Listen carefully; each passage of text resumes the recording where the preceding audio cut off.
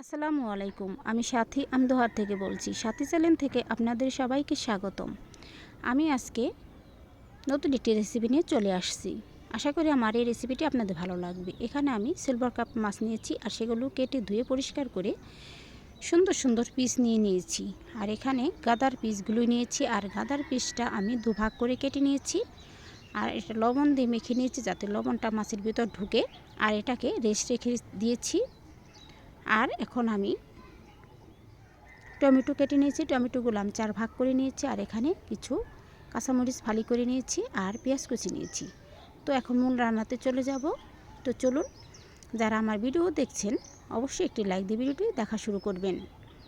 তো এখানে আমি মশলাটা কষিয়ে নিয়েছি। এখন দিয়ে দেব ফালি করা কাঁচামরিচগুলা। তো কাঁচামরিচগুলা দিয়ে আমি একটু নেড়ে চেড়ে নিচ্ছি। তো নেড়ে চেড়ে নিচ্ছি, দেখতেই পাচ্ছেন। আর ভালো করে কষিয়ে নেব। তো মশলাটা যত কষিয়ে নেবেন ততই ভালো। তো মশলাটা কষিয়েছি, এখন দিয়ে দিব ফালি করা টমেটোগুলা। তো টমেটোগুলো এখন আমি দিয়ে দিব যাতে টমেটোগুলা সেদ্ধ হয়ে যায়, নরম হয়ে যায়। তো এখন মশলার সাথে ভালো করে কষিয়ে নেব, তাই নেড়ে চেড়ে নিচ্ছি।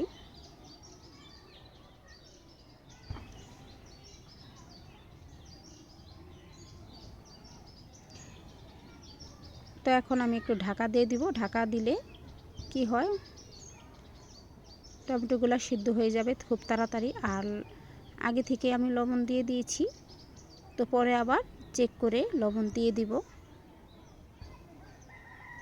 তো এখন আমি ঢাকনাটা তুলে আবার নেড়ে চেড়ে দিলাম, দেখতে পাচ্ছেন।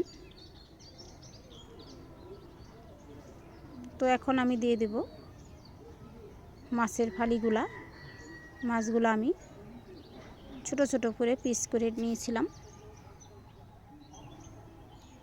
তো এইভাবে ছোট ছোট করে পিস করলে কি হয়, মশলা আর লবণটা ভালো করে ঢুকে। আর এই তরকারিটা খেতেও খুব মজা লাগে।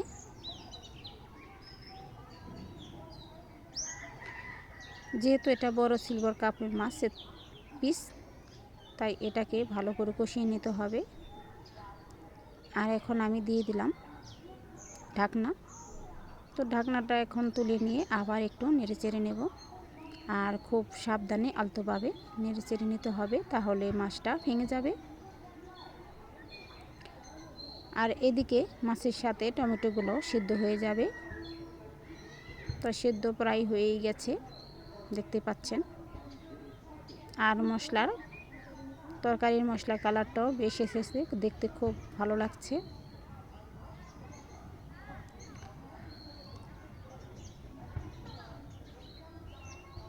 খুব আলতোভাবে নেড়ে চেড়ে নিতে হবে মাছটা। এখন অল্প করে পানি দিয়ে দিলাম ঝোলের জন্য। তো ঝোলটা দিয়ে এখন আমি নেড়ে চেড়ে নেব। আর এর মধ্যে দিয়ে দিয়েছিলাম 1 টুকরা তেজপাতা। তো ঝোলটা দেখলাম যে আর একটু লাগবে, তার জন্য আর একটু ঝোল দিলাম। এখন ঝোলটা দিয়ে ভালো করে মাছটা ঝোলের সাথে ডুবিয়ে নিলাম, চেপে চেপে ডুবিয়ে নিলাম। এখন দিয়ে দেব ঢাকা। তো ঢাকা দিয়ে দিলাম। তো তরকারিটা আমার বলক উঠে গেছে, দেখতেই পাচ্ছেন। খুব সুন্দর আমার তরকারিটা হয়েছে, মনে হয় যেন বড় বড় রুই মাছের তরকারি। তো এভাবে রান্না করলে রুই মাছের মতোই লাগে। তো লবণটা একটু চেক করে নিলাম। আর আমি তরকারিতে যেহেতু একটু ঝোল রাখবো, তো ঝোলটা একটু বেশি দিয়েছি। আপনারা এখানে ঝোলটা বাড়িয়ে কমিয়ে নিতে পারবেন।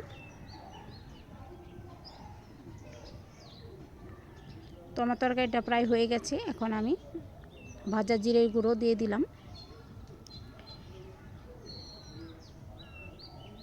তো দিয়ে আমি উপরে একটু নেড়ে চেড়ে নিচ্ছি।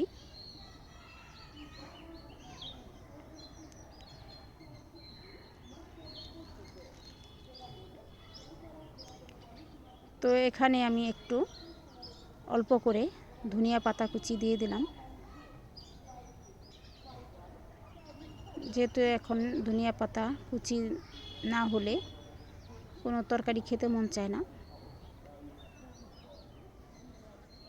তাই আপনারা চাইলে ধনিয়া পাতা দিতেও পারেন বা স্কিপ করতে পারেন। আমার ভালো লাগে, আমি দিয়ে দিলাম। তো আমার তরকারিটা কেমন হয়েছে কমেন্ট করবেন, নিশ্চয়ই ভালো হয়েছে। যদি ভালো লাগে ভিডিওটি লাইক দিবেন, কমেন্ট করবেন আর সাবস্ক্রাইব করবেন। সাবস্ক্রাইব করে আমার ভিডিওর পাশে থাকতে পারেন, তাহলে আমার ভিডিওটি দেখতে পারবেন।